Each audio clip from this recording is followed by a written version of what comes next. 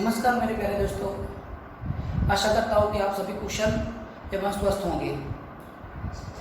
दोस्तों, आज दोबारा एक नए साल की शुरुआत हुई हमारी नए सत्र की, और आज हम हमारे नए सत्र की शुरुआत करने जा रहे हैं। और आप ब्लैक बोर्ड पर देख सकते हैं कि आज नए पद्य में हिंदी में आज हम शुरुआत करेंगे हमारे पहले पद्य से, जिसका नाम है कृष्ण भक्ति, जिसकी कवित्री मीराबाई।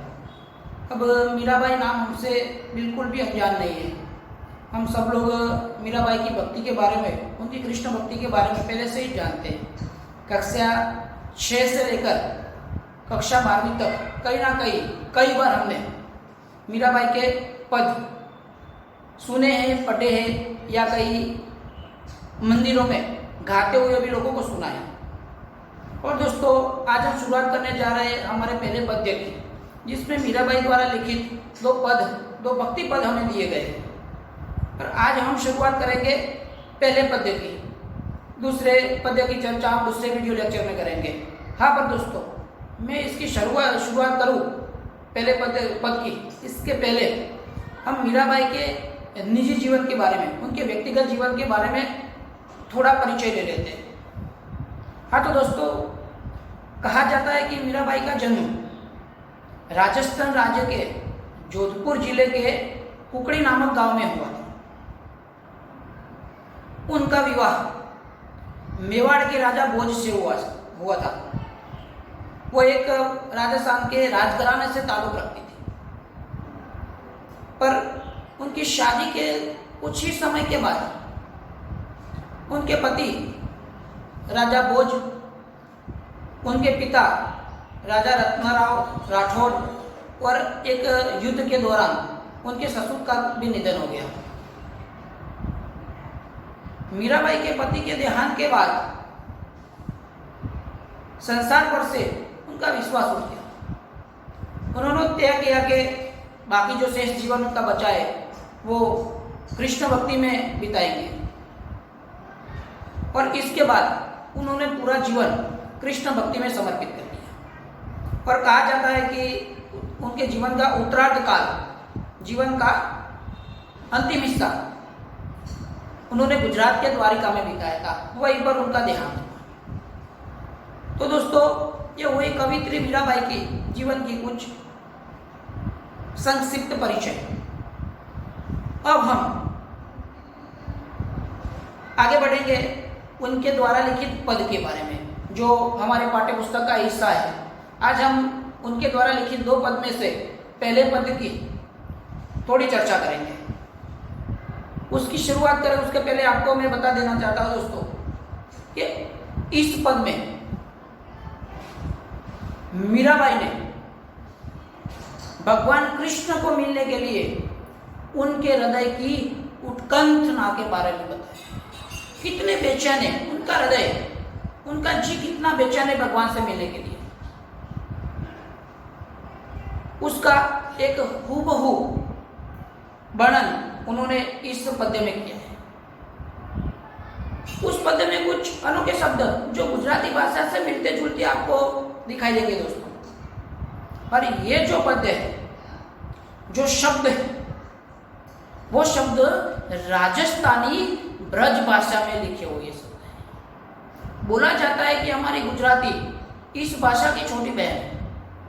उनके शब्द में बहुत सिमिलरिटी आपको देखने को मिलेगी, बहुत समानता देखने को मिलेगी। कुछ शब्द मैंने बोर्ड पे लिखे हुए भी हैं जो अप्रभंश हो के गुजराती में उसका थोड़ा उच्चारण बदला गया है। बाकी अर्थ और बोलने का भाव एक समान रहता है गुजराती और राजस्थानी ब्रज भाषा में। तो दोस्तों, चलो हम आज पहले पद्य की चर्चा करते हैं। ये पद भगवान श्री कृष्ण के प्रति मीराबाई की उनको मिलने की बेचैनी सूचित करता है। तो उनके बारे में थोड़ा कुछ हम जान लेते हैं।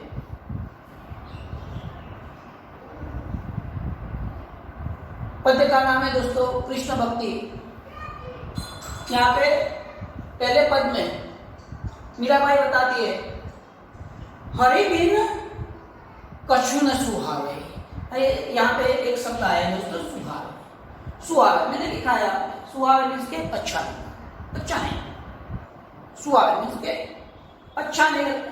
क्या बोलते हैं, हरि बिन कछु न सुहावे, वो बोलते हैं कि अब मेरे जीवन में भगवान कृष्ण के बिना मुझे कुछ भी अच्छा नहीं लगता। आगे बताती है, परम स्नेही, स्नेही मीन्स के स्नेही, स्नेही मीन्स के जो हृदय के, जो हमारे जी के नजदीक होता है। तो बता दिए, परम स्नेही राम की नीति ओलूरी आवे, यहाँ पे एक नया शब्द आपको देखने को मिलेगा दोस्तों, ओलूरी। ओलूरी का मीन्स होता है माफिक, जैसा, उसके जैसा, उसके माफिक, ऐसा उसका मीनिंग निकलता है। क्या बोलते हैं, परम स्नेही राम की नीति ओलूरी आवे।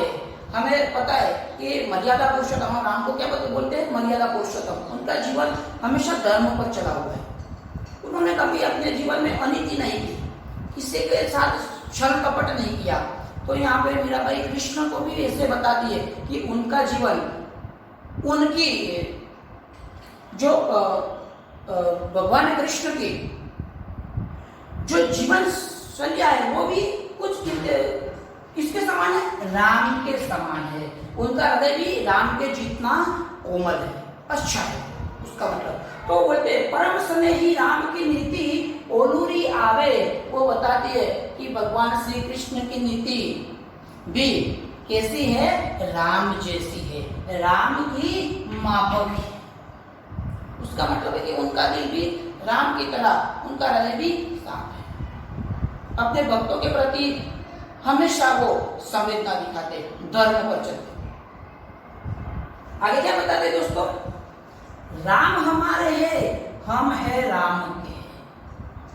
वो कहती है कि भगवान हमारे हैं और हम भगवान के हैं। भगवान के बिना एक भक्त का कोई वजूद नहीं होता। आगे बोलती है, हरि बिन कछु न सुहावे। तो बोलते हैं कि इस जीवन में, मेरे शेष बचे जीवन में, मेरे प्रभु के बिना मुझे कुछ अच्छा नहीं लगता। मेरा पूरा जीवन है वो मेरे प्रभु के चरणों में मैंने समर्पित कर दिया है, उनके बिना मुझे इस जीवन में कुछ अच्छा नहीं लगता है। आगे कहती है, आवण कह गए, आवण, आवण मीन्स के दोस्तों का है आना, आवण मीन्स के आना। आवण कह गए अजहु न आए, अजहु मीन्स के अभी तक। वो कहती है कि आने का आपने प्रभु मुझे बताया था, पर अभी तक आपने मुझे आपके दर्शन नहीं दिए, आप आए नहीं हो। जीवड़ा अति उकलावे, जीवड़ा मीन्स के जी, हृदय, अति मीन्स के बहुत ज्यादा, और उकलावे का मीन्स होता है बेचैन। वो बताती है कि प्रभु आपने आने का बोला था पर आप अभी तक आए नहीं, इसलिए मेरा जी बहुत बेचैन हो चुका है आपको मिलने के लिए, आपके दर्शन पाने के लिए मेरा जी बहुत बेचैन है। तुम दर्शन, दर्शन एक राजस्थानी ब्रज भाषा का शब्द है जो अप्रभंश हो गया, गुजराती में हम क्या बोलते हैं, उसे दर्शन बोलते हैं। तो बोलते तुम दर्शन की आश्रमैया, कब हरि दर्श दिलाव, दिलाव मीन्स के देना, दर्श, दर्श मीन्स भी दर्शन होता है, तो उसका उसको मिलना है, उसका साक्षात्कार होना। तो बोलती है तुम दर्शन की आश्रमैया, वो बोलते हैं प्रभु मुझे अब सिर्फ आपके दर्शन की आस है, मुझे जीवन में और कुछ नहीं चाहिए, सिर्फ मुझे आपसे मिलना है, आपका साक्षात्कार करना है, आपके दर्शन करने हैं।